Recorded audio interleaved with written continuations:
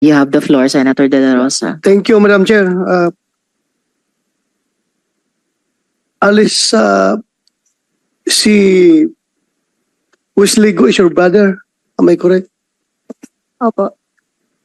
Ngayon, there is an information na magkasama sila ni Wang Ziyang ngayon somewhere, kung nasa Hong Kong or sa Singapore ba. Are you comfortable with that information? Na magkasama silang dalawa? Sen, honestly, wala po akong idea po. Hindi ko po alam Hindi, kung magkasama I'm sila. not asking about the idea. Okay, being your brother, itong si Wesley Go, komportable ka na magkasama sila ni Wang Ziyang doon sa ibang bansa? I assume po hindi po sila magkasama. Hindi pa ako comfortable po. Granting magkasama sila. Komportable ka, hindi? Hindi. May we know the reason why? We are helping you here. Opo, sorry po, I refuse to answer po. Hindi ka komportable. Po ako comfortable po na sabihin po. Pero hindi po ako comfortable po na magkasama po. Magkasama sila. Okay. Thank you. Next question, Alice. Kung hindi ka na-aristo sa Indonesia, anong next plan mo dapat? Halimbawa, hindi ka pinakialaman ng Indonesian authorities. Anong next plan mo? What's your next move? Supposed to be your next move. Actually, honestly po, Sen, nag-uusap po kami na uwi na po ako dito sa Pilipinas. Uwi sa Pilipinas. Aharapin ko po at magpapaliwanag po ako. Wala kang plano na umuwing China? Ang plano ko po ay bumalik po dito sa Pilipinas po. Dito po ako uuwi. How about China? Were you not entertaining that to Wala going po. to China? China, wala po. So from At saka Senator De La Indonesia, Rosa, if I may, sinabi mo, Kuhuaping, balak mo sana, o gusto nyo sana bumalik dito at magpaliwanag.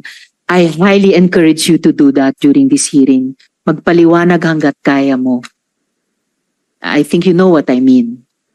Senator De La Rosa. I am just, I'm just asking this question because I was entertaining some conspiracy theorists putting forward the theory na itong si Alice Go ay posibleng isang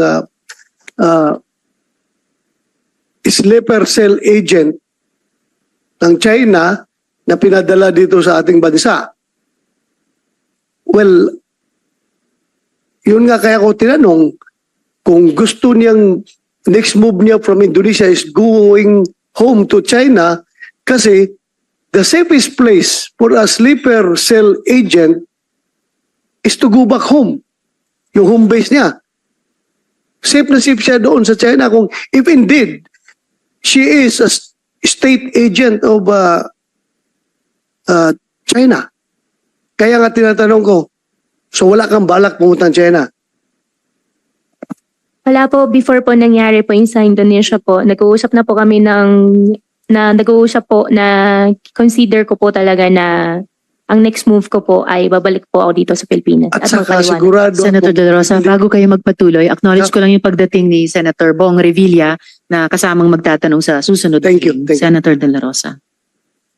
kaya siguro ayaw mong pumuntang China dahil involved ka ng Pogo. Siguradong katay ka sa gobyerno ng China pag umuwi ka doon.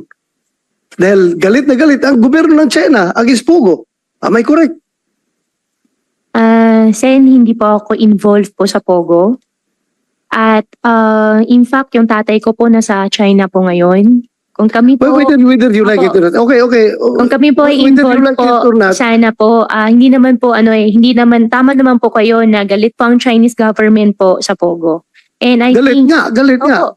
Kaya kung pupunta ka ng China, talagang katay ka doon dahil galit na galit ang Chinese government sa Pogo. hindi po yan ang reason kung bakit di pa ako pupunta ng China. Ang reason ko po, babalik po ako dito sa Pilipinas at magpapaliwanag ako dito at haharapin ko po kung ano man po yung mga aligasyon po. Correct. But you cannot remove the fact that ikaw ay involved sa Pogo.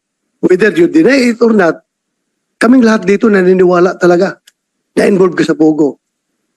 Kung mag-insist ka, you can tell it to the Marines, not to the policeman. Okay. Next question.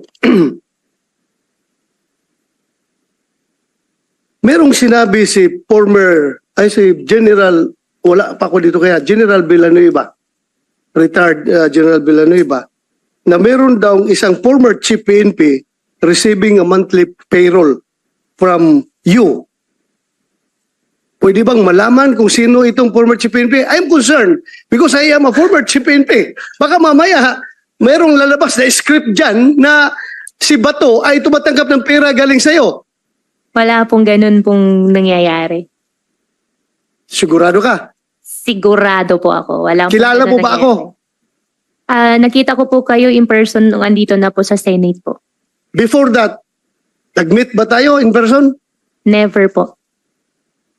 Sigurado ka? Sigurado Kahit po. selfie. May selfie ka sa akin? Selfie, I think wala po. Kahit nag-cruise mo lang tayo sa isang mall, nakita mo ako. Hindi mo ako nakita sa isang Hindi mall? po. Sigurado ka? Sigurado po ako. Ay siniguro ko lang dahil baka mamaya may lalabas na script dyan na ako yung former chief PNP na tumatanggap sa iyo ng pera. Klaruhin ko lang ito. So General Gonzales, pwede malaman from you kung sino yung former chief PNP na sinasabi niyo na tumatanggap ng monthly payroll from Alice Go? Your Honor, I don't have any confirmation, but I'm sure you're not the one. I think so. Thank you. Thank you if I'm not the one. Yun lang, siniguro ko lang. Thank you, General Villanueva. Thank you for that information. Alice Go. Marami akong question pero Madam Chair, pero baka... Ha?